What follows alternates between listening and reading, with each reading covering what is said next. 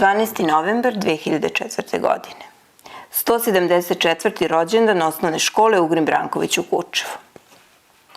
Osnovna škola u Kučevu, kao prva državna ustanova uspostavljena u tadašnjem selu Gornjoj Kruševici, počela je sa radom 1830. godine kao prva osnovna škola u srezu s viškom. Osim u zlim vremenima, škola nikada nije prestajala sa radom do današnjih dana. Tim povodom u školi je održana svečanost kojoj su, pored učenika, nastavnika i radnika škole, prisustvovali predstavnici Ministarstva prosvete, porodice Ugrina Brankovića, crkvene opštine, nekadašnji radnici škole, članovi saveta roditelja i brojni gosti.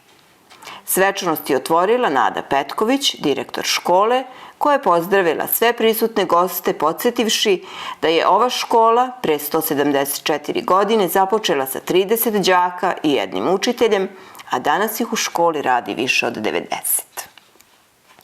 Vreme je da radimo i poštujemo donete odluke i zato možemo da tvrdimo da će naša škola biti mesto gde će deca biti poštovane ličnosti, gde će se učiti i raditi i da će vrata škole uvek biti otvorena za saradnju sa svima koji to žele, da će to uvek biti naša škola na koju ćemo svi biti ponosni, rekla je na kraju Nada Petković, a zatim su učenici izveli umetnički program na kome bi im mogle pozavideti i najveće škole iz prestonice.